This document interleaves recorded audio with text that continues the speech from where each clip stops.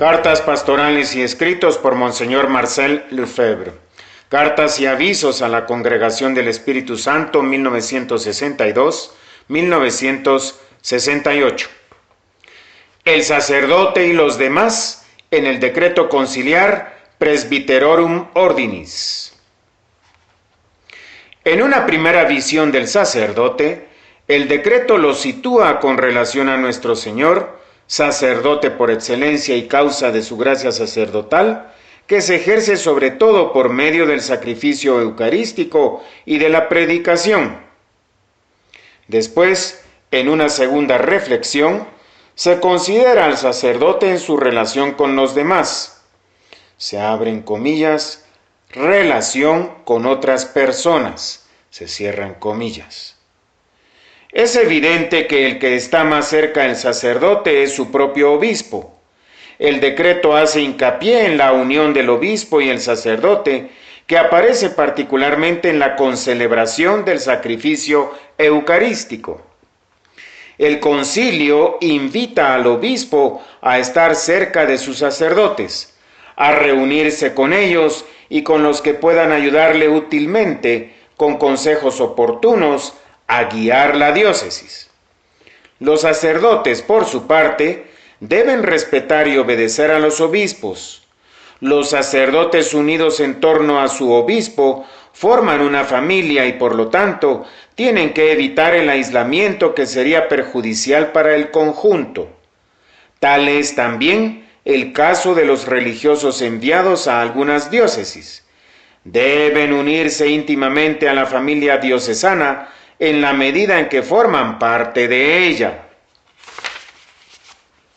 El sacerdote tiene además como prójimos a sus compañeros sacerdotes.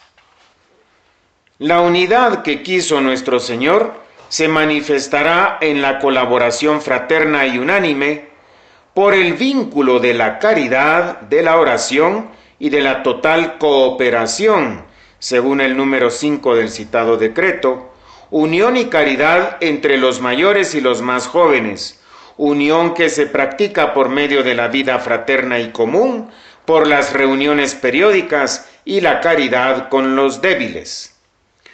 Recordemos que esta caridad fraterna edifica profundamente a los fieles, a los que les gusta ver cómo sus sacerdotes se reúnen en la oración, en el estudio y en la alegría. Esta es una manifestación de la caridad y de la santidad propia de la Iglesia Católica. Qué reconfortante será para ellos, es la mejor de las predicaciones. Sin embargo, el sacerdote está hecho para edificar el cuerpo de Cristo.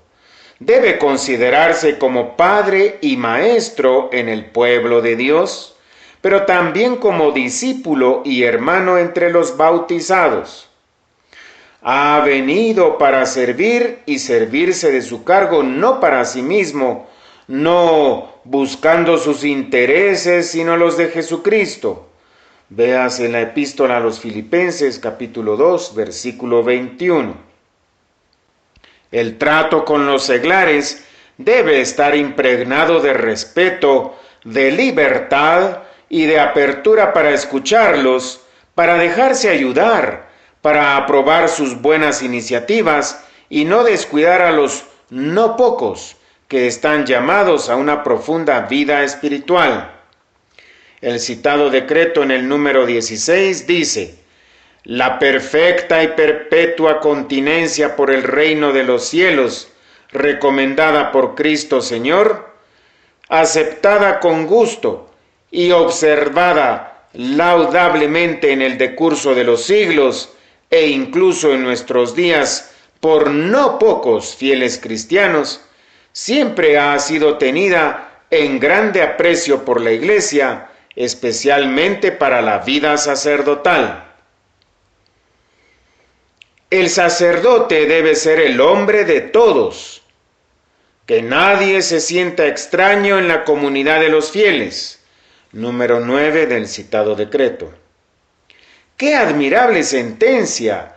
Que nadie se sienta extraño en la comunidad de los fieles.